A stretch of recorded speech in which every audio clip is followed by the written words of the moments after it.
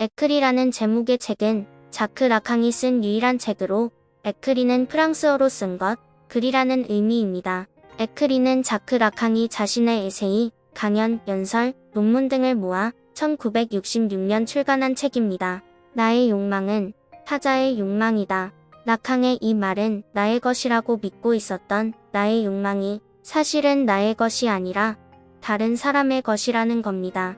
나의 욕망이 사실은 나의 욕망이 아니라 다른 사람의 욕망이라니 어떻게 이런 일이 있을 수 있을까요? 정말 그렇다면 지금 내가 열심히 공부하고 열심히 일하고 열심히 사는 이유가 나의 욕망을 충족시키기 위해서가 아니라 다른 누군가의 욕망을 충족시켜주기 위해서라는 것입니다.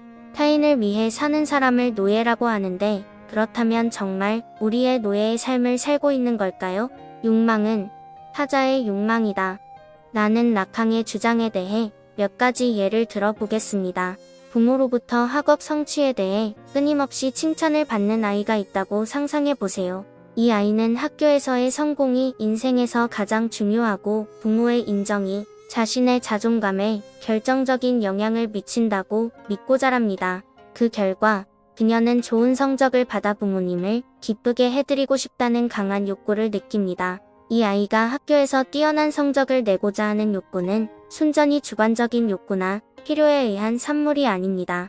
오히려 라캉의 이론에서 타자인 부모의 욕망과 기대에 의해 형성되고 만들어졌다고 볼 수 있습니다. 아이의 욕망은 학업적 성공뿐만 아니라 부모의 인정과 승인에 대한 욕망이며 이는 욕망의 주관적 차원을 구성하는 핵심 요소입니다. 또 다른 예로 광고는 현대 사회에서 강력한 힘을 발휘하며 우리의 욕망을 형성하고 소비 패턴에 영향을 미칩니다. 광고주는 아름답고 성공한 사람들의 이미지를 사용하는 것부터 특정 라이프 스타일이나 가치와 제품을 연관시키는 것까지 다양한 기법을 사용하여 제품에 대한 욕망을 불러일으킵니다. 광고는 개인에게 결핍감을 조성한 다음 그 결핍을 채워줄 수 있는 제품이나 서비스를 제공하는 방식으로 작동합니다. 이러한 결핍감은 우리 내면에서 느끼는 진정한 감정이 아니라 광고에 의해 생겨난 타인의 산출물입니다.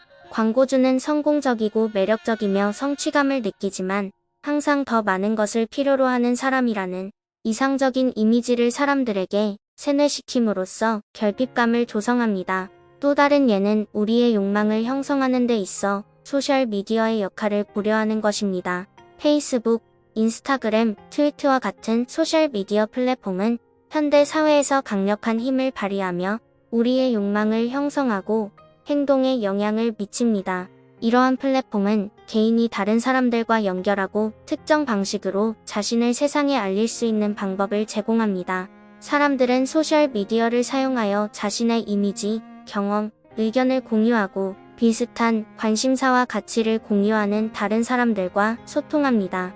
소셜미디어는 타인의 인정과 승인을 받고자 하는 욕구를 불러일으키는 역할을 합니다.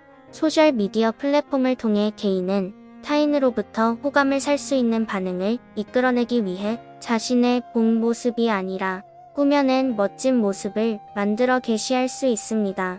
이러한 이미지는 순전히 주관적인 구성물이 아니라 타인의 욕구와 기대에 의해 형성되고 만들어지게 됩니다.